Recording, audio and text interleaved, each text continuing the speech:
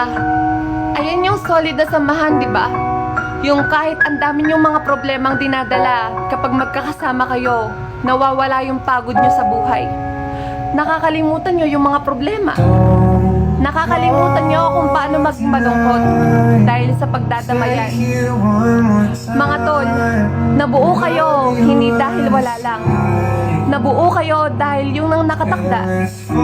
Nabuo yung samahan nyo para gumawa ng masasayang samahan, masasayang kalokohan, masasayang asaran. Mga tol, walang perpektong samahan. Lahat nagkakamali at nakakagawa ng hindi maganda. Kaya kung ano man yung pagkakamali ng isa, lahat ng tropa damay.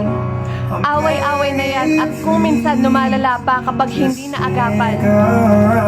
Par, pasensya ka na ha. Sorry kung naging mainit agad yung ulo ko.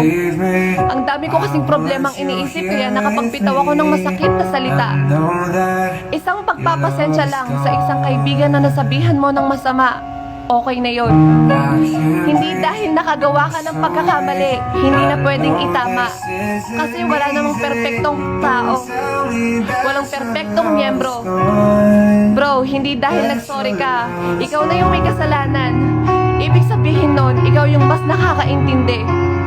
Gusto mong isalba yung pinagsamahan nyo. At gusto mong maging maayos kasi mahirap makaharap ng kaibigan na kabisado ang ugali mo.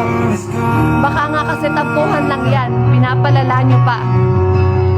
Iwasan ang pagiging ma-pride dahil wala namang magagawa sa inyo yon.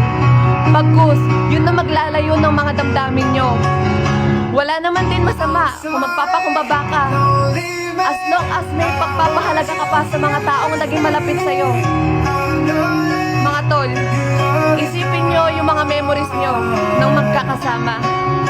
Di ba ang saya? Ang sarap balikan. Ngayon, itanong mo sa sarili mo kung kailan mangyayari ulit yun. Nagkasiraan man kayo sa maikling panahon, pero tandaan nyo na hindi nyo makakalimutan yung isa't isa. Maaalala at maaalala nyo pa rin kung paano naging masaya noon. Kung paano kayo nagdadamayan. Kaya kung sisirain nyo lang yung nabuo nyong samahan, isang malaking paghihinayang lang ang masasayang. Masasayang ang alaala nyo. Isipin nyo, ang daming mawawala. Masasandalan, walwalan, kwentuhan, asaran, pagbabandi, bola, ML, kahit anong laro pa yan. Kwentong kalibugan, mga food trips, gala, at marami pang iba. Kaya pag-isipan nyo kung kaya nyo bang magkawatak.